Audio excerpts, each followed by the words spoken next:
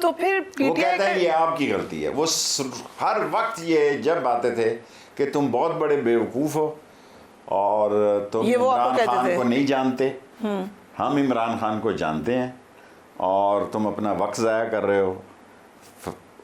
जिन लोगों ने लिख कर दिया है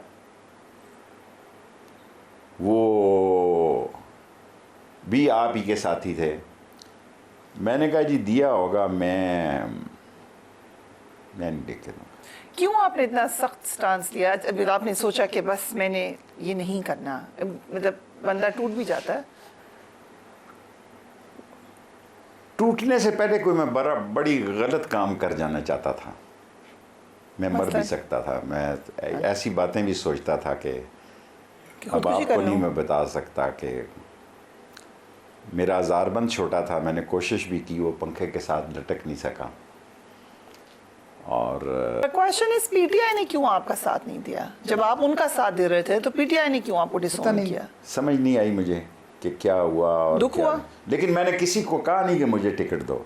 मैंने अपनी तौहीन समझा कि मैं इमरान खान को कहूँ कि मुझे टिकट। लेकिन आपको दुख हुआ? ऑफ कोर्स, मैं इंसान हूँ। मेरे दिल में ये बात तो है ना, लेकिन मैंने ये जाहिर नहीं की, ना कोई उसके खिलाफ बात की। बाहर निकल कर भी मैंने उसकी हमायत में बयान दिया। उस वक्त ये सोचा कि चलो अब कर देता हूँ प्रेस कॉन्फ्रेंस वाला लाइटर। मैंने कहा उस वक्त तो नहीं सोचा कि टिकट नहीं दिया तो अब मैं कर देता हूँ प्रेस कॉन्फ्रेंस। नहीं, टिकट नहीं दिया का तो मुझे देर से पता लगा कि भाई ये हो रहा है। असल में तो पहले वो कियानी साहब थे, कह रहे थे कि वो आ रहे हैं। मैंने कहा ठीक है। फिर मैंने अहद कर लिया था कि मैंने उसको दोस्त कहा है, मैं उस दोस्ती पर दाग ना पड़ने दूं। और मामूली सी बात है, 17 दफ़ा मैं वज़ीर रहा हूँ, एक दफ़ा है मैंने पहले भी मैं आ रहा हूँ इलेक्शन 2, तो एक दफ़ा और हार गया तो कौन सी क़यामत आ गई। जो जीत गए उन्होंने क्या तलवारें चलाई हैं, सारे घोड़े गधे खच्चर बांधे हुए हैं असम्बली में। किसी की मैं जानता ही नहीं। एक मुझसे गलती हुई, पिछले दिन मैं कहीं जा रहा था, अल्लाह मेरा गुनाह माफ़ करे, तो एक बंदा काफ़ी मेरे करीब आ रहा था। वो उधर बैठा, उधर से उधर बैठा, फिर इधर आया। मैं समझा ये कोई आईबी का बंदा है। तो मैंने कहा तुम आईबी के आदमी हो? उसने कहा जी मैं तो एमएनए हूँ इस वक्त। मैंने कहा माफ़ कर देना, मैं आपको, यानी ऐसे लोग भी आ गए जिनकी टिकट जीत गए। पीटीआई को उस तक हवा बनी हुई थी इसलिए जीत गया, हालांकि पीटीआई के पास तो बल्ला भी नहीं था। लेकिन शेख साहब सवाल ये है कि अगर आपकी पार्टी और आपका अलायंस रहता पीटीआई के साथ तो पीटीआई को फ़ायदा नहीं होता? वो बाद में जो सुन्नी इत्तेहाद काउंसिल और दीगर के पास गए, आपकी एक पार्टी थी, आप उसको नहीं ऑफर करते कि रिजर्व सीट से बैठा एक रोल अदा कर रहा था लंदन में। क्योंकि मेरे पास बाज ऐसी गलत इतलात थी, मुमकिन है कि उनका ख्याल था, क्योंकि मुझे पता था कि बहुत सारी चीज़ों का, लेकिन इमरान खान की हद तक मैं श्योर था कि इमरान खान को इन बातों का नहीं पता, वो उसको धोखे में रखा जा रहा है। तो आपने बाद में रीच आउट करने की भी कोशिश नहीं की? नहीं, अभी तक नहीं की? करना चाहेंगे? कोई चाहेगा तो देखी जाएगी। मैं तो जब तक मस्जिद में हैया लसला हैया ललफला ना हो, तो मस्जिद में भी आवाज़ अजान की आना चाहिए कि उसके बाद जाते हैं आप।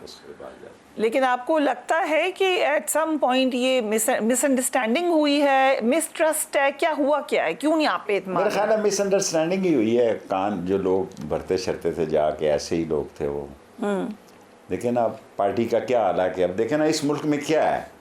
इमरान खान ना हो तो पीपल्स पार्टी ठुस गरक, कोई बंदा ही नहीं है पीछे।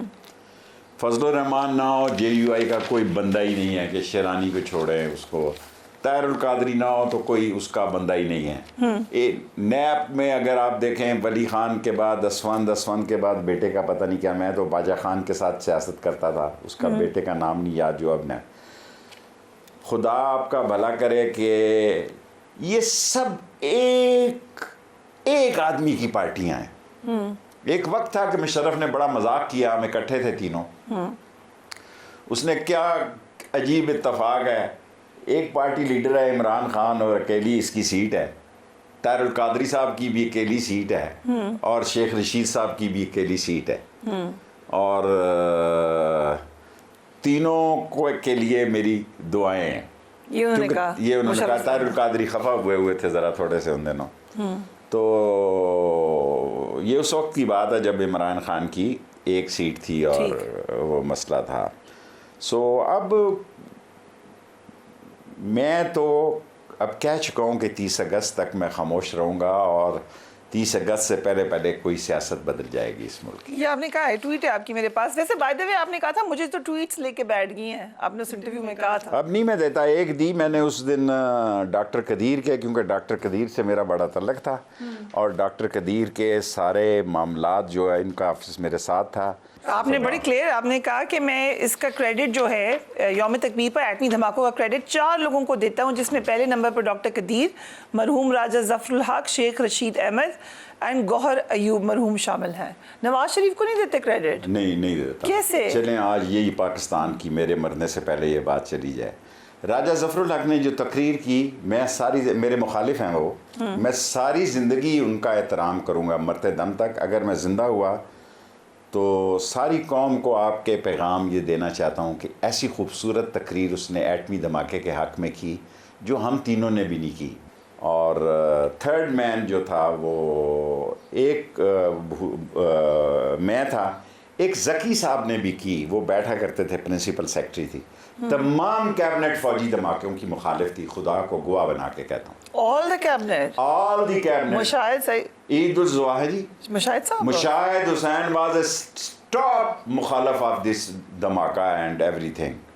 मैं मरूंगा, मैं काबे की छत पे गया हूँ और ये एजाज़ 4 आदमियों को हासिल हुआ जो मैंने प्लान किया और जिसमें मुशर्रफ की मुझे सपोर्ट हासिल थी। Total cabinet was against the कि ये बहुत बड़ा मौका है, हमें इमदाद मिल जाएगी, $5 बिलियन पता नहीं वो देगा, कैंडी दे, क्या नाम था उसका। देन ही टुक मी, फ़ौज की जहाँ रेफरेंस हो रहा था, I was the only minister जिसको नवाज शरीफ फ़ौजी जर्नल्स और नेवी चीफ्स और एयरफोर्स चीफ की मीटिंग में लेकर गया। मैंने उनको कहा ये इंडिया ने बेवकूफ़ी की है धमाका करके, इस मौके को ज़ाया मत करो, फिर ये आपको मौका कभी नहीं आएगा।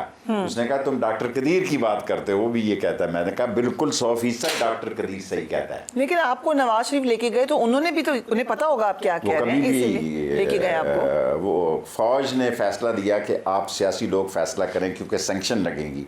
सरताज अजीज़ यूं माथा पीटता था कि मर जाएंगे हम, सैंक्शन लग जाएगी हम पे।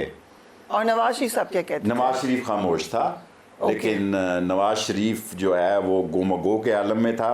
4 आदमियों ने एटमी धमाके में रोल अदा किया। एक अकरम ज़क्की साहब मिनिस्टर नहीं थे, 3 मिनिस्टर थे, बाकी टोटल कैबिनेट मुखालिफ थी।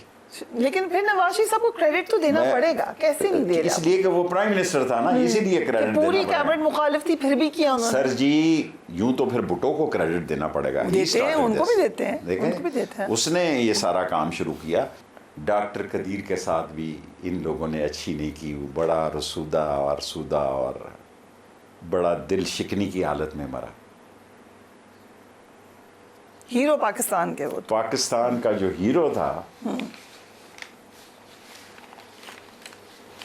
वो बहुत बुरे दिल से मरा। और मैं यही कर सकता था कि उसका यौम सोग मनवाने के लिए, ये नहीं चाहते थे कि एटमी हीरो को बतौर हीरो पेश किया जाए, लेकिन मैंने रिस्क लिया और ये काम किया और उस दिन को कौमी सोग का दिन डिक्लेयर किया।